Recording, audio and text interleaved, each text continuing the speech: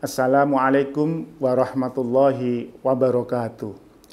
Alhamdulillah nahmaduhu bila ghayah wa nashkuruhu bila nihayah wa nusalli wa nusallimu ala khairil bariyah Sayyidina Muhammadin wa ala alihi wa sahbihi wa ahlil hidayah.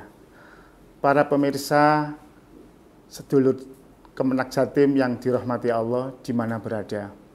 Dalam kesempatan yang mulia ini, kami akan mengajak diskusi panjenengan semua terkait dengan timing turunnya Lailatul Qadar. Pemirsa dan sedulur Kemenak Jatim yang dirahmati Allah, dalam kitab Fathul Bari Syarah Shahih Bukhari, di sana dijelaskan tentang apa sih Lailatul Qadar itu secara istilahi. Ikhtilafal ulama fi muradi bil qadar. Jadi para ulama itu berbeda pandangan dalam memaknai arti daripada Lailatul Qadar. Ada 3 makna yang disematkan oleh pendivision ulama ini. Pertama, al-qadar bimakna at-ta'zim. At-ta'zim berarti mulia, excellent, gitu, luar biasa. Kenapa kok dikatakan mulia? Karena dalam Lailatul Qadar dzatu qadrin linuzulil Qur'ani fiha. Karena jelas bahwasanya dalam Lailatul Qadar Al-Qur'an diturunkan oleh Allah Subhanahu wa taala. Oleh karena itu, Lailatul Qadar adalah malam yang sangat mulia. Ulama lagi memberikan pandangan, kenapa disebut dengan at-ta'zim, dengan kemuliaan? 5 yaqa'u fiha tanzil malaikah. Karena di malam Lailatul Qadar dipastikan para malaikat yang hidupnya di kolong langit itu berduyun-duyun turun ke dunia. Nah, maka momen turunnya para malaikat itu dianggap, dinilai berstatus, berderajat mulia. Ada lagi yang mengatakan ta'zim, 5 yanzilu fiha minal barokah warahmah wal maghfirah. Karena di malam Lailatul Qadar itu diturunkan oleh Allah Subhanahu wa taala, di mana di dalamnya turun 3 hal yang sangat luar biasa. Barokah, rahmah, dan maghfirah. Ini kenapa sehingga sebagian ulama mengatakan Al-Qadar dengan at-ta'zim, istimewa. Yang kedua, ulama ada yang mengatakan Lailatul Qadar itu adalah at-tadyiq, sempit. Li'an al-ardha tadyiqun fiha anil malaikah. Karena di saat Lailatul Qadar diturunkan oleh Allah Subhanahu wa taala, semua malaikat turun ke dunia, maka tidak ada satupun jengkal tanah di bumi ini yang tidak ada malaikatnya. Jadi yang berdesakan itu malaikatnya. Alam masjidnya, apa sudah safnya awal atau saf kedua, tapi yang jelas Lailatul Qadar menghadirkan para malaikat yang ada di kolong jagat langit itu turun berdesakan, sehingga dikatakan at-tadyiq karena sempit. Yang ketiga, Al-Qadar diartikan sebagai ketetapan atau ketentuan. Sumiyat Lailatul Qadar lama kutibat fil malaika minal aqdar. Karena di situ ketetapan perjalanan anak manusia ditetapkan oleh Subhanahu wa taala. Barangkali singkat ini apa arti Al-Qadar ketika malam Lailatul Qadar itu. Sebagaimana judul kegiatan pada acara pada detik ini adalah timing turunnya Lailatul Qadar. Ramadan, 1 bulan penuh yang ditunggu-tunggu oleh umat Islam di seluruh dunia adalah nuzulul Lailatul Qadar, turunnya Lailatul Qadar. ulama sama berbeda pandangan dalam memberikan ketentuan kapan sih Lailatul Qadar itu turun. Nah, terbagi dalam dua kategori. Pertama, ini pendapat yang qalil, yang sedikit.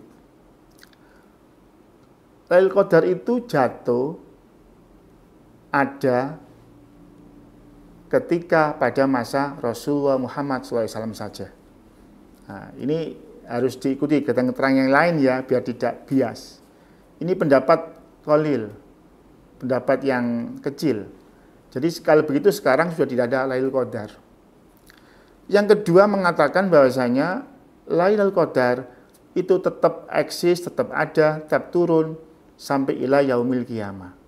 Nah, tentunya diskusi ini pada pendapat yang kedua.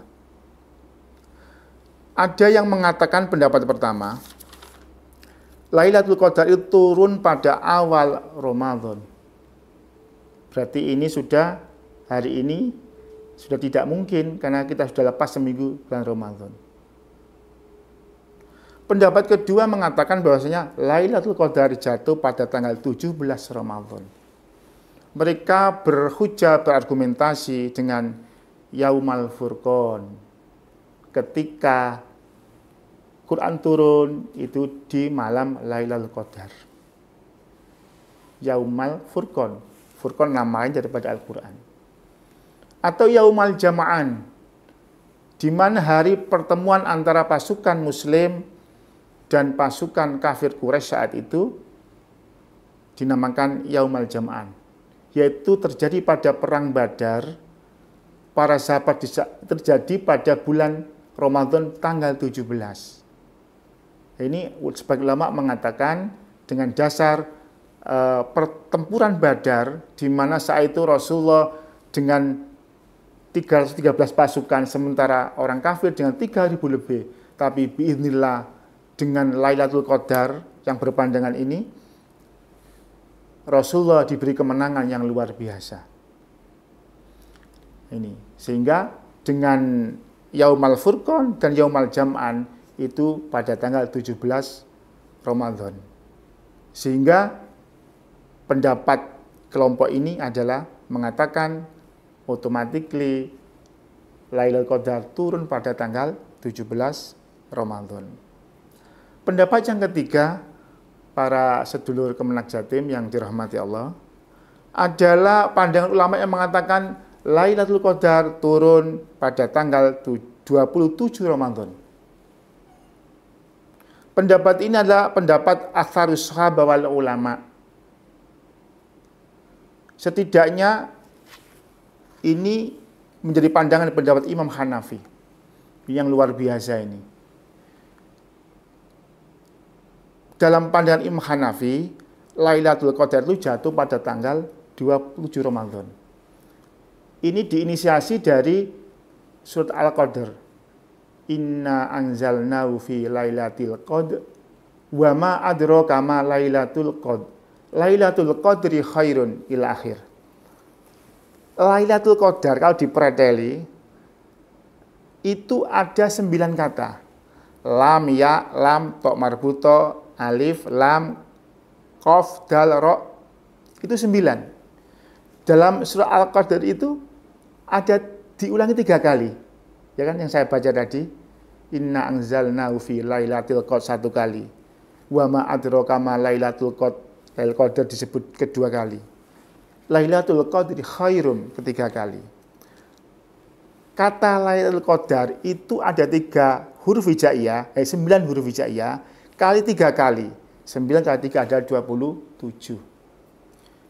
Ini sehingga mengatakan di kalangan Hanafi Lailatul Qadar jatuh pada tanggal 27 Ramadan. Ada ilustrasi yang menarik mengapa di antara para ulama dan aulia mengatakan turunnya Lailatul Qadar itu jatuh pada tanggal 27. Yaitu pendapat yang disampaikan oleh Sultanul Arifin. Nah, ini dalam ilmu tasawuf ada namanya Sultanul Arifin, yaitu Abu Yazid Al-Bustami. Kalau Sultan Aulia kan Hadratus Syekh Abdul Qadir Al-Jailani.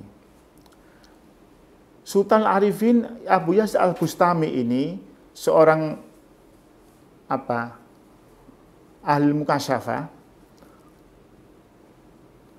pernah dalam masa hidup ibadahnya mengalami 2 Lailatul Qadar. Itu terjadi pada malam 27. Sehingga Yazid Al-Bustami mengatakan Lailatul Qadar jatuh pada tanggal 27 Ramadan. Nah. Pendapat yang keempat, Lailatul Qadar itu jatuh pada 10 terakhir di bulan Ramadan. 10 terakhir di bulan Ramadan. Ya. Ini didasarkan pada hadis Sayyidatina Aisyah. Qalat Aisyah, kana nabiyyu idza dakhala ashrul awakhir sudda mizarahu. Bahasa kita ya, sarung itu dikencangkan. Ini sebuah kinayah bahwasanya Nabi itu perfect, tepat waktu, selalu memperhatikan. Nah itu, ini bahasa kinayah. Jadi di saat 10 terakhir di bulan Ramadan, Nabi Muhammad itu, orang Jawa bilang cancut tali wondo, untuk perfect menghadapi 10 terakhir bulan Ramadan. Wa ahya lailahu. Rasulullah Muhammad itu 10 terakhir selalu beribadah, menghidupkan malam Ramadan yang terakhir, 10 terakhir. Wa aiqadha ahlahu, dan membangunkan putrinya Sayyidatina Aisyah, Fatimah, dan seluruh keluarga-keluarganya, istrinya dibangunkan ketika 10 terakhir bulan Ramadan. Dan ini dilakukan Rasulullah sampai Rasulullah menjelang kewafatan beliau. Dari sini pendapat ulama mengatakan bahwasanya Lailatul Qadar, pendapat yang keempat adalah jatuh pada 10 terakhir di bulan Ramadan. Pendapat yang kelima ini mungkin pendapat sedulur Kemenak Jatim ini. Kenapa? Pendapat yang kelima ini, Lailatul Qadar dikatakan jatuhnya ngolangale, tidak istiqomah. Nah, ini kadang 21, kadang 23, kadang 25. Nah, ini berdasarkan istiqra' penelitian terhadap praktek turunnya Lailatul Qadar. Barangkali informasi ini bisa menjadikan trigger bagi kita, pemantik untuk selalu istiqomah ahya Lailatul Ramadan, sehingga kita songsong kita gapai hebatnya Lailatul Qadar, yakni ibadah semalam berderajat 1000 bulan. Barangkali ini yang bisa saya sampaikan, mudah-mudahan ada manfaatnya bagi kita semua dalam menggapai menyongsong Lailatul Qadar di tahun 2025. Terima kasih, mohon maaf atas segala kekurangan. Ihdinas siratal mustaqim, wallahul muwaffiq ila aqwamit thoriq. Wassalamualaikum warahmatullahi wabarakatuh.